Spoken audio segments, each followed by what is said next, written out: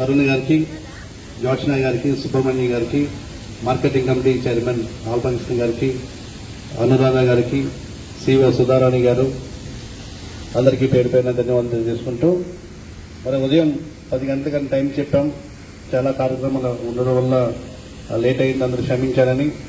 మా శ్రీ ఒంగి రమణ ఆర్గనైజేషన్ ఆధ్వర్యంలో తరుణ్ గారు టీం అంతటి కూడా ధన్యవాదాలు తెలియజేసుకుంటూ, మరి ఇక్కడ ఈ సభలో తరుణ్ గారికి చెప్పాలి, ఇక్కడ 25,000 మంది కూర్చున్నట్టే.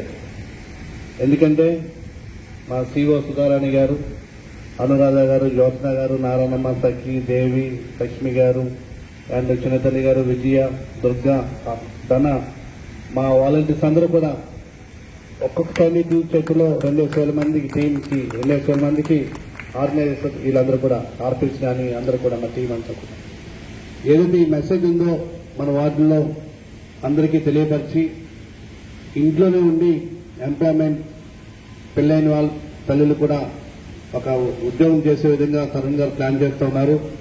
మరొకసారి మళ్ళీ మనం కూర్చొని ఒక ఏదైతే కార్యక్రమం ఉందో ఆ గైడ్ లైన్స్ ఏదైతే ఉందో దాన్ని పాటించి మనందరం కూడా ఒక గుర్తింపు వచ్చే విధంగా మనం సంఘంలో మనందరం కూడా తయారవ్వాలని మరి సిఓ సుధారాణి గారు ఈరోజే మొట్టమొదటి కార్యక్రమానికి మన వార్డులో హాజరవడం చాలా అభినందనీయం.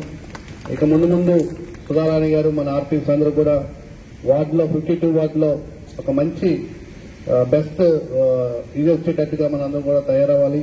నిన్ననే కౌన్సిల్ మీటింగ్ లో చర్చ జరిగినప్పుడు ఒక గ్రేటర్ విశాఖపట్నం 98 వార్డులు ఉంటే అత్యధికంగా మన 52 వార్డులోనే సుమారు 6 కోట్ల రూపాయల వరకు పనులు పూర్తి చేసుకున్నాం. మరి ఇంకొక 6 కోట్ల రూపాయల వర్కులు డ్రైన్స్ కానీ, రోడ్స్ కానీ, మన శ్మశానం కానీ, పార్కులు కానీ, జిమ్ ఐటమ్స్ కానీ ప్రతి దానికి కూడా సుమారు 12 కోట్ల రూపాయల మేర మనం మన ఎలక్షన్స్ లో ఏదైతే మాట ఇచ్చామో ఆ మాట ప్రకారంగా ఒక వార్డుని ఒక గ్రీన్ వార్డుగా, బ్యూటిఫికేషన్ వార్డుగా, ఒక మోడల్ వార్డుగా తయారు చేస్తామని మాట ఇచ్చాం. ఆ మాట ప్రకారంగా మన వార్డుని అభివృద్ధి చేసుకున్నాం తెలియజేసి మీ అందరి సపోర్ట్ తో మరి ఏదైతే శ్రీ ఒంగి రమణ గారు ఆర్గనైజేషన్ మనందరం కూడా సపోర్ట్ చేయాలని ఈ సందర్భంగా ప్రత్యేకించి సుబ్రహ్మణ్యం గారు మన ఆఫీస్కి వచ్చి చెప్పినప్పుడు మరి తరుణ్ గారు మేమందరం కూడా మాట్లాడినప్పుడు చాలా హ్యాపీ అనిపించింది. చిన్న వయసులోనే ఒక మంచి ఆర్గనైజేషన్ నడుపుతూ వాళ్ళ టీం అందరూ కూడా పేరు పేరున ధన్యవాదాలు తెలియజేసుకుంటూ సెలవు తీసుకున్నారు. జై హింద్.